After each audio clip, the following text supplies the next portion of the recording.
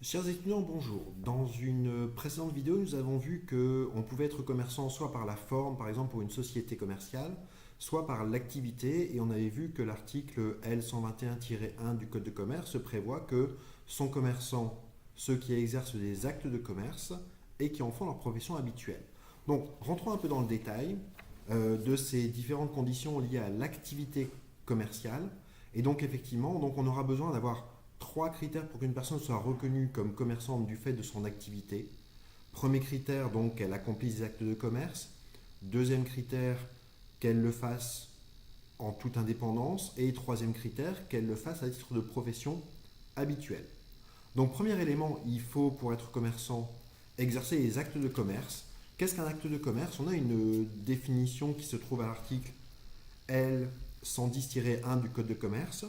Certains actes sont considérés comme des actes commerciaux parce que la loi va lister un ensemble d'actes qui sont considérés comme ce qu'on appelle des actes de commerce par nature.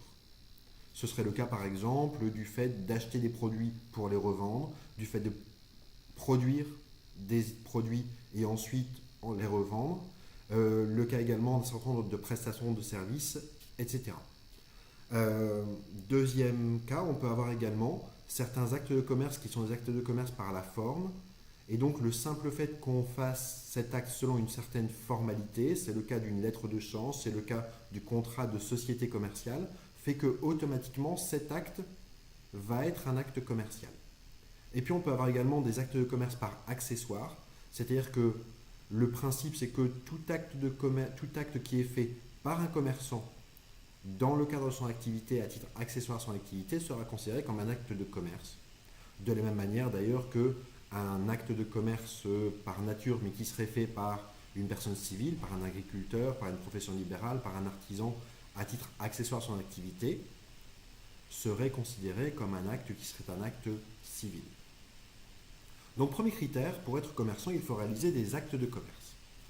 Deuxième critère, il faut le faire également de manière indépendante, c'est-à-dire que on est commerçant qu'à partir du moment où on fait des actes de commerce pour notre propre compte, à nos risques et périls. Et donc, une personne qui réaliserait des actes de commerce, mais en tant que salarié, elle le ferait au nom et pour le compte de son employeur. Son employeur serait commerçant, mais en revanche, le salarié, lui, ne serait pas commerçant.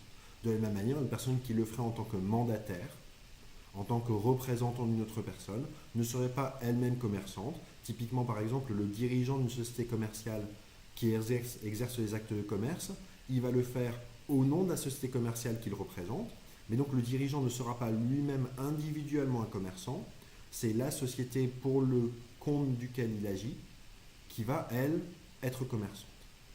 Et puis, troisième élément, il faudra également que ces actes de commerce faits en toute indépendance soient faits à titre de profession habituelle.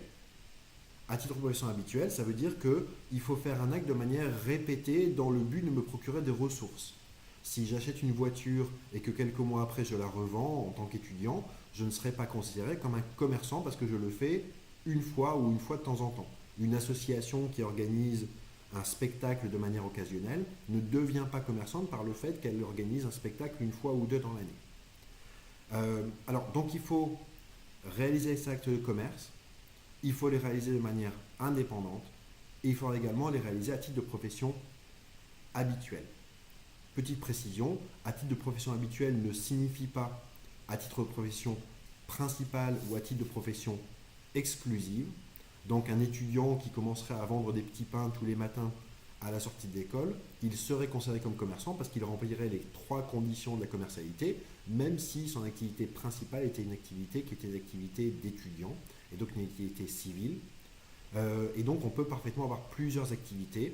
On peut parfaitement imaginer par exemple qu'un agriculteur, donc une personne qui exploite un cycle végétal ou animal, et également une surface de vente dans laquelle il va vendre ses produits. Dans ce cas-là, il sera à la fois agriculteur et il devra respecter les obligations des agriculteurs en tant que personne civile, mais également commerçant au titre de son magasin. Et dans ce cas-là, effectivement, il sera considéré comme un commerçant.